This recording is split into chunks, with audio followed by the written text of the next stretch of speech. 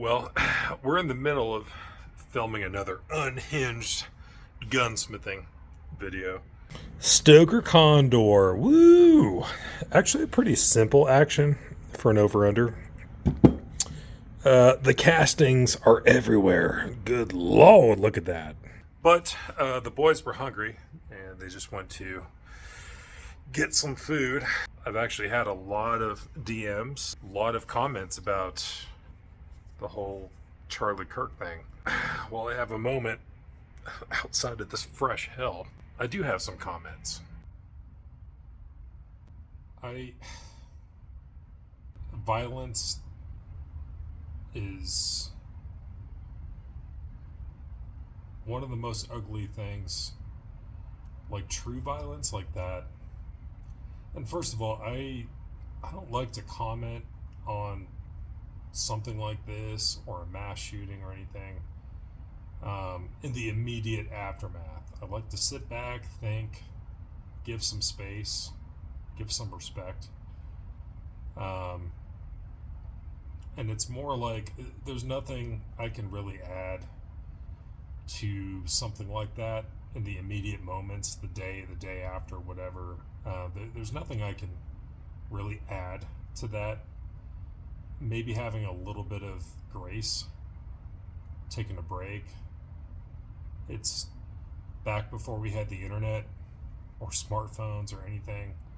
You know, you actually could, and it was kind of expected, you would take a break and really come together and then have time to think about things before you actually posted or said anything. So that has been my long-standing style for a long time. And sometimes people are like, oh, this just happened, like, why don't you have a video? Or we should, there should be something about it. Why haven't I heard from you? It's like, because let's take a step back, take a moment. It's not illegal to really ponder and think about it. But I think enough time has gone by to really think about what happened. And what happened. It's not like the JFK assassination in Dealey Plaza. I've been there. I looked at it. Where the Zapruder footage, it came out many years later that the American public actually got to see Zapruder's footage from that day. Anything that happens today now, everyone has a high quality camera in their pocket, their phone. And with what happened here about a week ago, so many angles, pretty visceral footage, lots of shock. Living down here in Utah Valley, UVU is actually where I finished my bachelor's. Driving by it all the time, seeing everything. Like, it's not what I care more about is Charlie's family, his wife and kids, everyone who was there, and I have several friends who were there. Good luck going to a sporting event or a concert or some kind of big public thing. And I'm not the asset protection security guy. I would do security overseas. We kind of had a thing going, but there was a lot of, it's not the same as civilian like asset protection, but the security of it, whether it was the university, whether it was local law enforcement,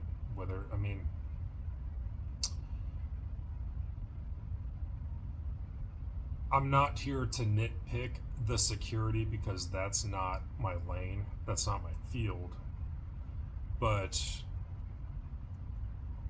that probably could have been handled better. And, I think we can, kind of pick apart all these individual things of like, oh, security or the location of the venue or surrounded by all these rooftops with the defilade position where he was speaking from, like things that don't make sense to me.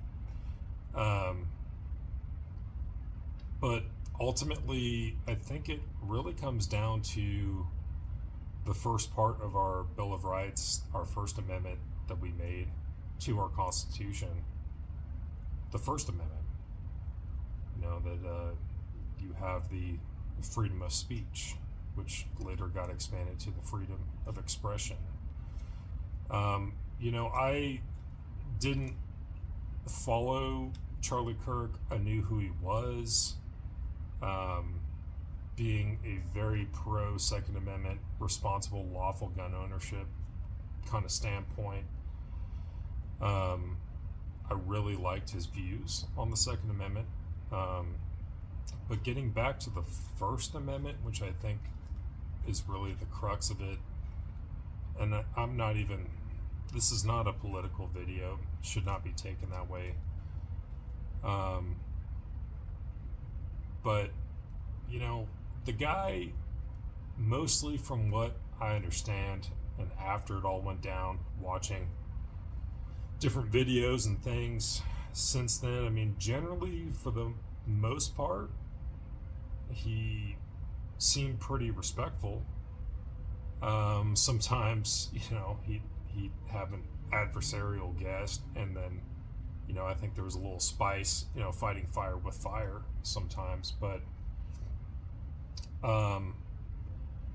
generally, though, he would always have an open mic, and he specifically would want people who disagreed with him to come forward. And I think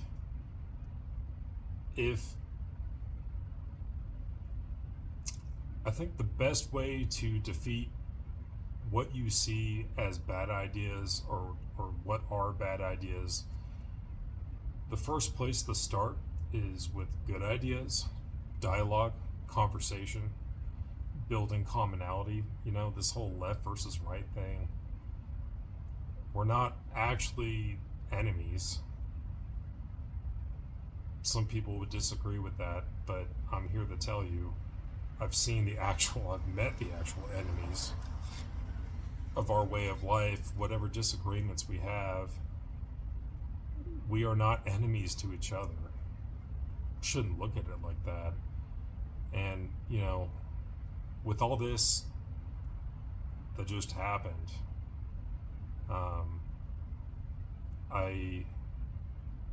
instead of firing a bullet at someone that you don't agree with, probably walk up to the microphone and ask a question, have a conversation, especially if the invite is there. And then all the people celebrating that, I don't think I'll ever understand, and I've been through a lot, I've seen a lot, and I've done a lot, but I don't think I'll really understand that.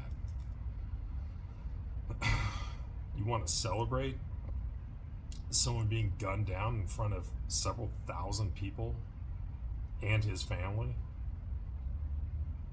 Like, what is that? I don't understand it. You don't have to like him.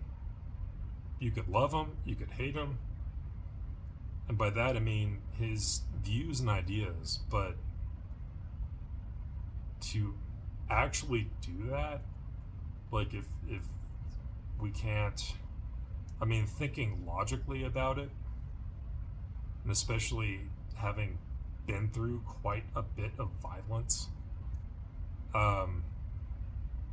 And then all the garden variety mayhem that happens on the streets.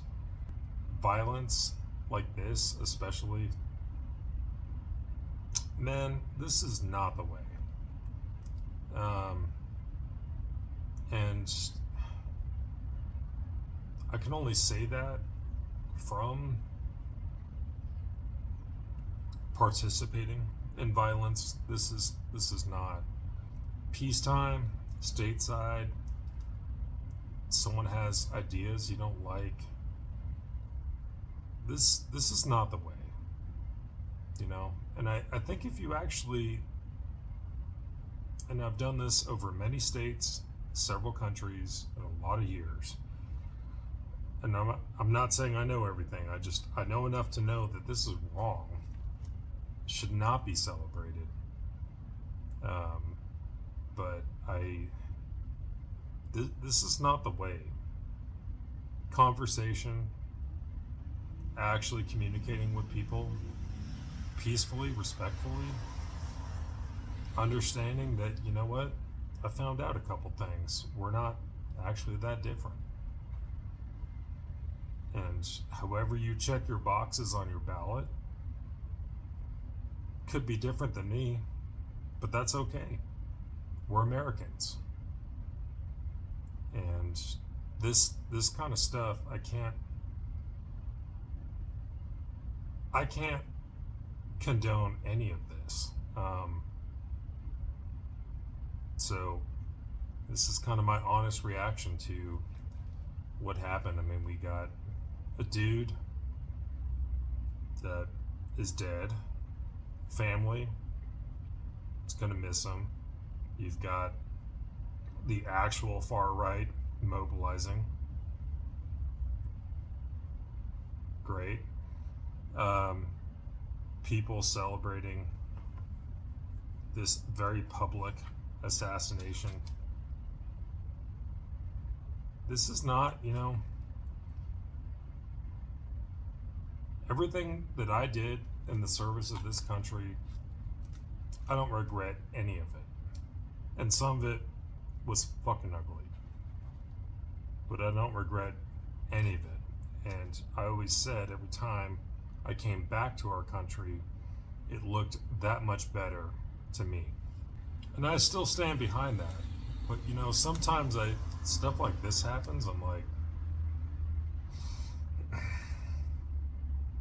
sometimes the country almost looks unrecognizable to me at times. And I just, for my friends who were there, you know, I'm not happy that they had to see that and be part of that. And, you know, we got out of the assassination era in the 60s and 70s with RFK, Martin King, Bobby Kennedy. You know, we had gotten out of Vietnam, and that was kind of over. And for a time, it seemed like, and especially if you talk with your parents, or at this point probably grandparents, about that era, you know, everyone was kind of breathing a quick, you know, sigh of relief. Just, okay, we made it out of the violence. And then now this, it's kind of turning up again, and everyone gets to see it real time. Is this really the right answer? Is that how we're going to solve our problems? We're not going to take action to use our First Amendment, create better ideas, talk down bad ideas with good ideas. No, we're gonna fire a bullet at somebody. Like, that's what we're gonna do. That is not the answer. And I've maintained for years, that is the worst interaction you can ever have with another human being. Is that really how we want to solve our problems now?